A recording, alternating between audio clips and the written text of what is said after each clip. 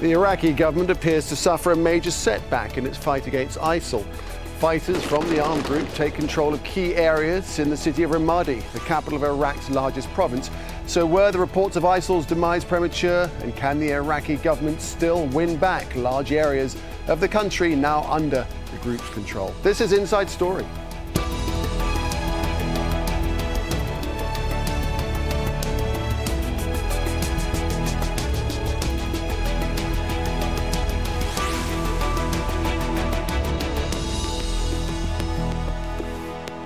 Hello there, I'm Nick Clark. So the battle for Iraq has taken another twist after ISIL fighters took control of large parts of the city of Ramadi.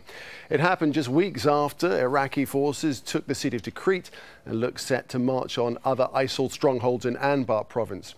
Now Ramadi is the regional capital. It's just 100 kilometers from Baghdad.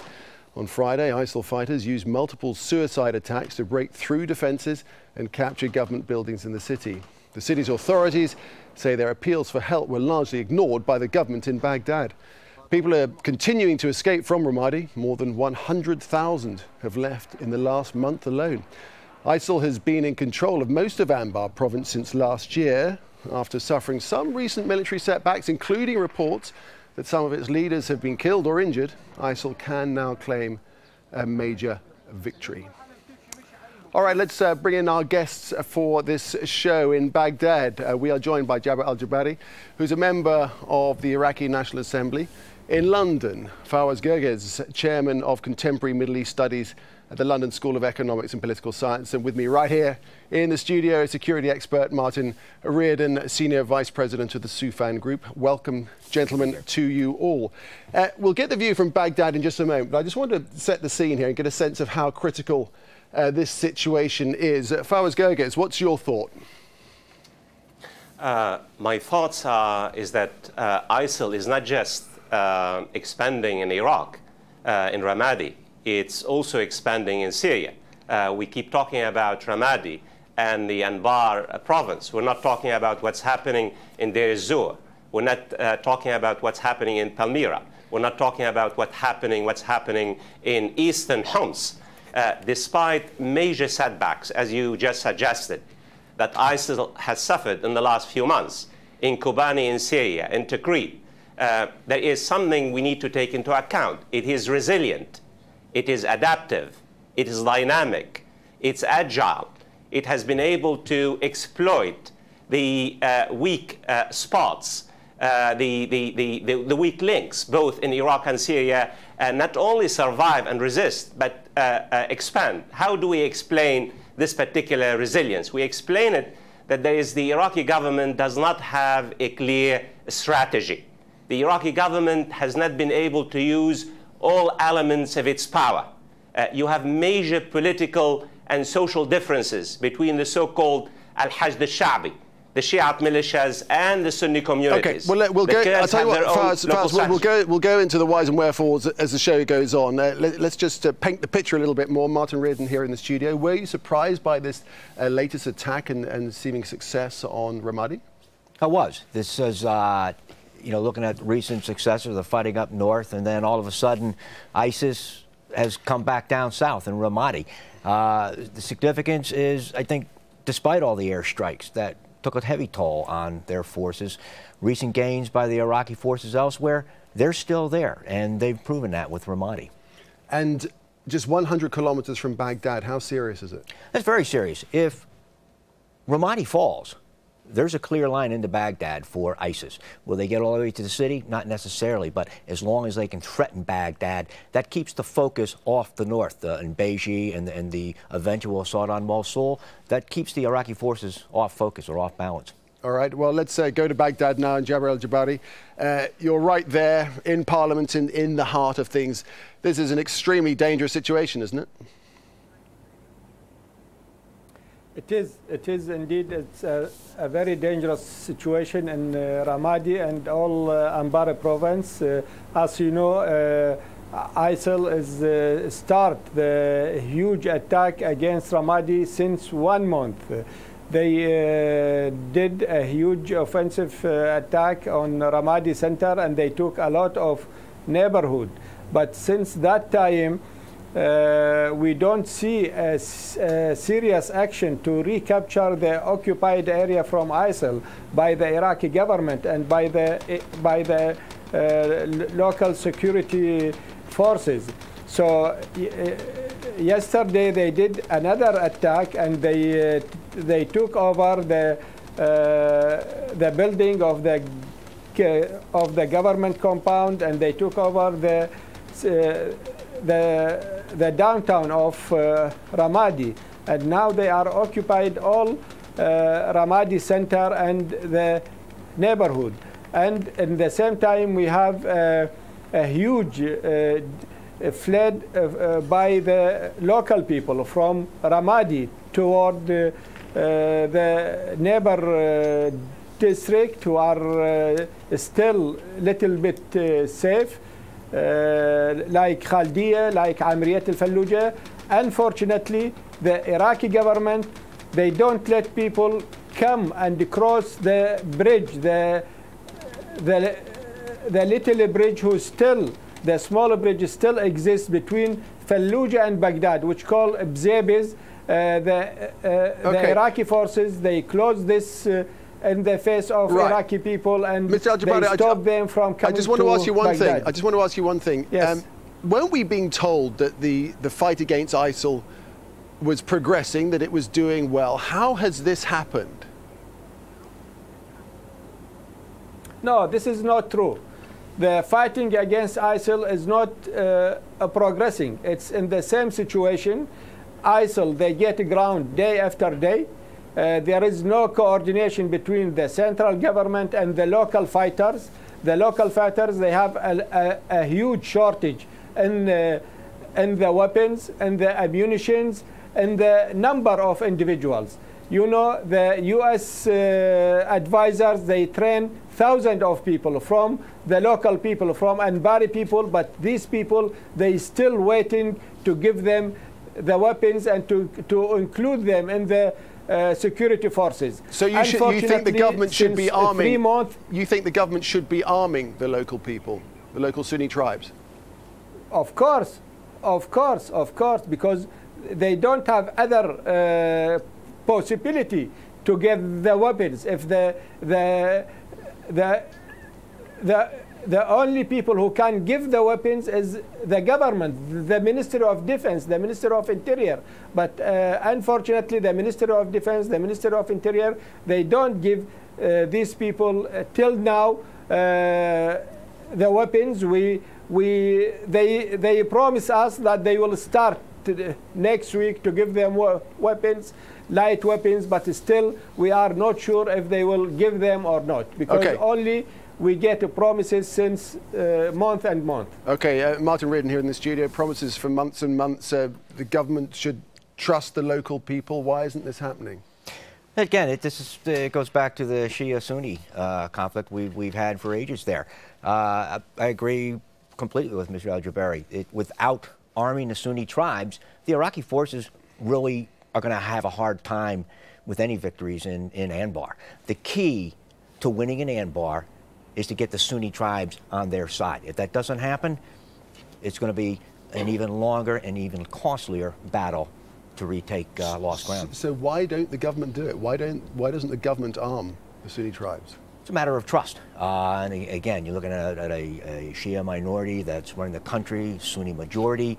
They don't want to go back to pre-2003 situation. And is there a fear that the Sunni tribes, if they get these weapons, may then somewhere down the line pass them on to ISIL, and they may then fight against the government themselves? That could happen, but I think the important thing to keep in mind is if they don't defeat ISIL now, what does it matter who has the arms? They have to defeat ISIL first and then work out any issues between the Shia and the Sunni. Right, Fawaz Gerges, what's your thought about this? You're feeling that it can't be done without local assistance?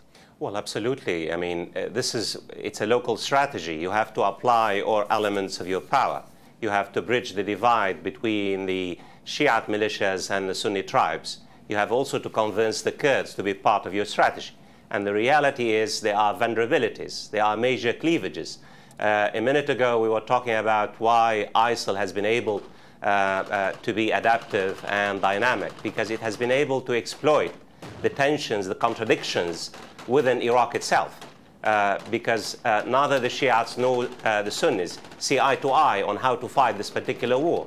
And the Kurds have their own local strategy. Without a unified strategy, and the Prime Minister, unfortunately, has failed to basically bridge the divide and reduce the element of mistrust between the various local components of its strategy. So, Mr. Al-Jaberi, can you see that this bridge of trust actually ever being crossed, or is this just going to continue to spiral downwards into ongoing fighting and possibly further ISIL gains? You know, really the situation still is very critical. ISIL still, they control the Ramadi downtown. They control other cities also. It's not only Ramadi. And if the government continue to close this bridge, they will make the normal people, the individual, the local, the innocent people, they will be a victim, a new victim and an additional victim for ISIL, because ISIL, they will not differentiate between the people who cooperate with them and the people who are not cooperating with them. These people, we saw them, they kill without any blessing, without any they kill everybody in front of them. So I think the government should have their responsibility to protect the civilian who are coming to Baghdad. Also, the international community, they have their responsibility to help these people from the humanitarian situation. Till now, the help and the aid from the international community, from United Nations, from the European Union is very weak, is not reach 10% from the need of the people who are displaced. We have thousands and thousands of people, of children, of women. They don't have eat, they don't have food, they don't have medicine, they don't have anything. They don't have where to stay. So, and I think there is a big ignorance from the central government, from the international community about these people. Okay, so maybe one solution is to bring in the Shia militias. Would you want to see them involved? Yeah, no, this is not the solution. Instead, to bring the Shia militias, let them help the local people and give them weapons, because the Shia militia, they don't know where to go. They don't know the neighborhood without all our respect to the Shia militia. Why? Because there is local people who are ready, who are trained by the Ministry of Defense, by the U.S. advisor who are came to Anbar. They train thousands of people. Why they train them if they don't want to give them weapons? Let them give them weapons. Let them give them ammunition and to defend their house, their land. The Shia militia, they will come, okay, and they will, but how many days they will stay? Even we see in Tikrit, they came, they help in the liberation of Tikrit. But so, and after Tikrit, what will happen? We need people who stay on the ground, not to come for 1 week or 2 weeks and then they go back. This is not, we need to have, as Mr. Gerges, he say, we need to have a common strategy between all the Iraqi partners, between the Peshmerga, between the Kurdish, between the Sunni, between the Shia. The Minister of Defense, the Prime Minister should have a common strategy how to defeat Daesh. Now we find the Peshmerga, the Kurds, we have to move on. We need to bring in our other guests here. Okay, Mr. Al-Jaberi, I just want to bring in Martin Reardon here. What about the United States? Do they want to see the Iran-aligned Shia militias coming into play here? I don't think in Ramadi, no. We saw in Tikrit with the battle there when the Shia came in, when the militias came in, there was little progress being made on the ground. The Iraqi government asked for U.S. and coalition air support, and right off the bat, the Shia balked on that. The Sunnis are there. They've been there for thousands of years. These tribes know the ground. They want to fight. And this has worked before in the mid-2000s with the Sunni awakening. It worked. There has to be a level of trust between the government in Baghdad and the tribes in Anbar. Because, again, without the tribes in Anbar being on board, it's going to be a long, costly fight for the Iraqi government. Right, and there was this statement on Friday, wasn't there, from the US and Iraq, agreeing on the, quotes, importance and urgency of mobilizing tribal fighters working in coordination with Iraqi security forces to counter ISIL and to ensure unity of effort among all of Iraq's communities. So it seems as if that will is developing. Publicly, yes. Let's see what happens in the real. There's been a reluctance to co-opt the tribes and arm them, and I think that reluctance, it's an upward battle. Right, okay. Well, the US-led coalition insists that ISIL is being significantly weakened, but doubts do remain. The group is led by a man named Abu Bakr al-Baghdadi. There were rumors that he had been killed or badly injured in airstrikes in March, but an audio message that seems to have been recorded by him was released on Thursday. The Iraqi government also said that ISIL's second-in-command, a man known as Abu Ala al-Afari, was dead. They say he died in a recent coalition airstrike, but US officials said they could not confirm that. And at the grassroots level, ISIL seems to remain a military threat.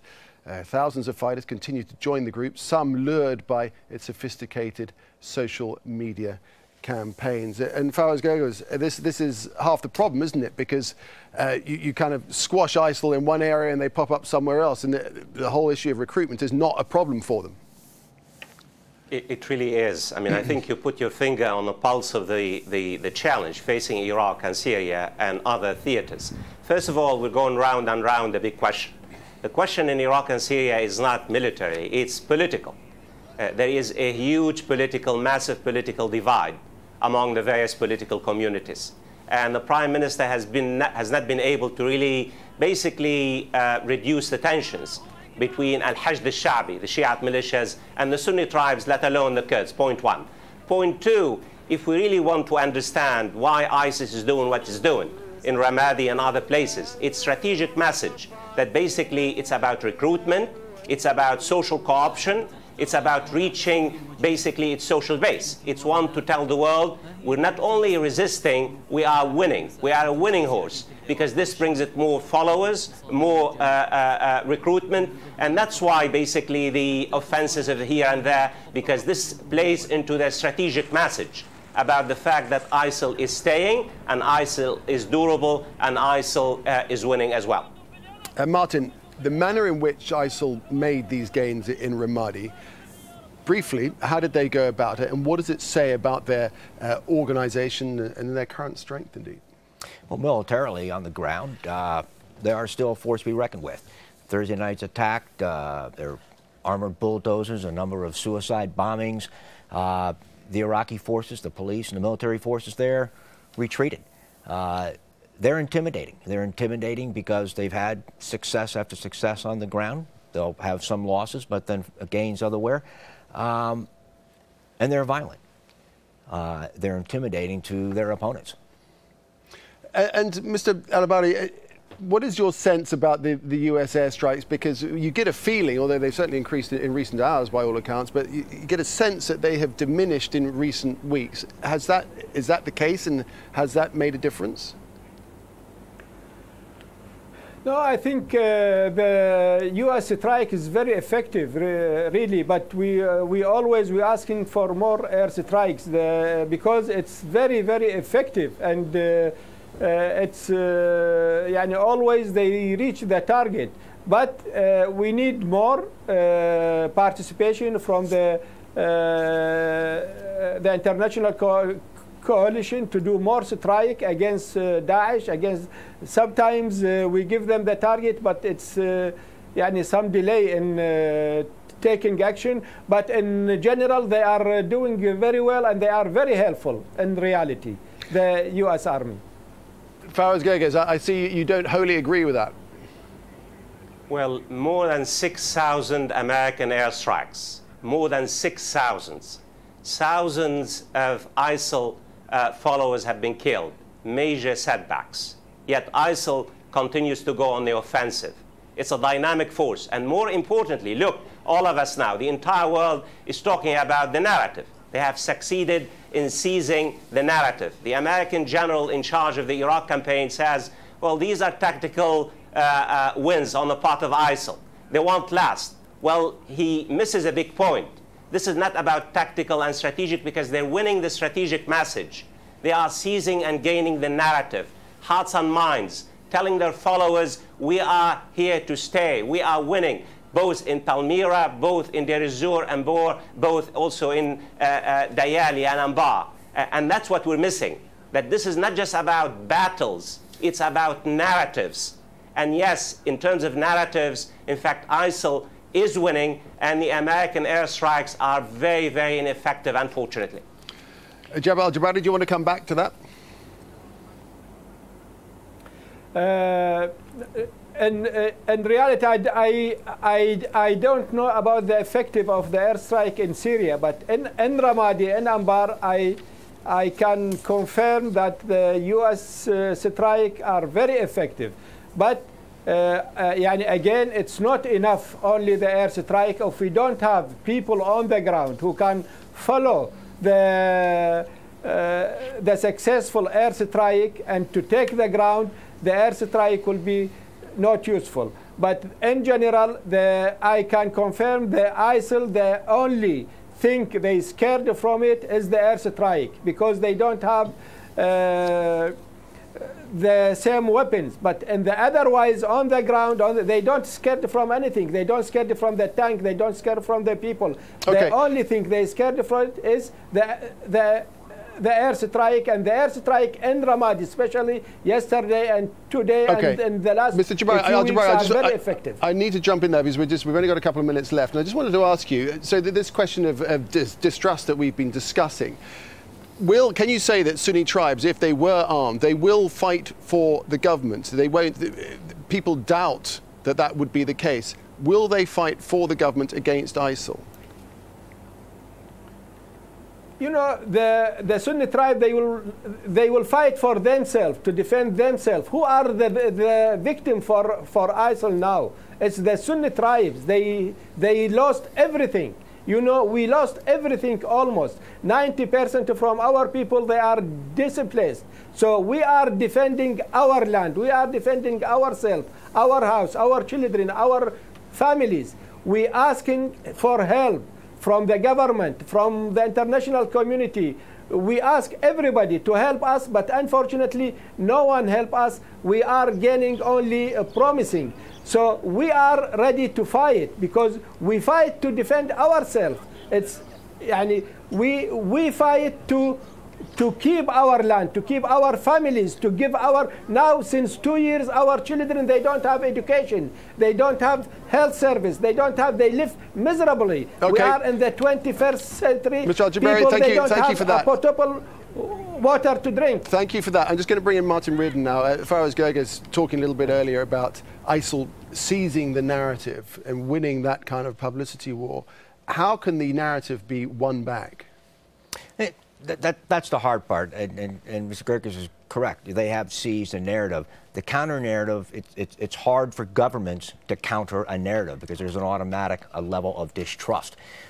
It has to be countered by the Arab people, the Arab governments, the populations, the education entities. They have to counter that narrative, and they are, but it needs to be done more effectively. Okay, Fawaz Gerges, last word to you. You've got 30 seconds. Fundamentally, how can this be resolved? Do you have any optimism that this can be resolved in the coming months? I do. It's bottom up. It's stop talking about Sunnis and Shias and Kurds. A fully integrated strategy that brings all elements of Iraqi power, particularly local strategy, unified local strategy. That's the only way you can win the narrative and win the war against ISIL. All right, gentlemen, we could talk about this for many, many hours, indeed days, no doubt, but it's been a very interesting discussion. We do appreciate it very much. Thanks to all my guests, first of all to Al-Jaberi and to Fawaz Gerges, and right here in the studio here to Martin Reardon. Thanks very much indeed. And thank you for joining us on this edition of Inside Story. Love to hear your thoughts. You can get in touch with us on our programme page at aljazeera.com. You can also post your comments at facebook.com/AJ Inside Story, or just tweet us at AJ Inside Story. From me, Nick Clark, and the whole team here, bye for now.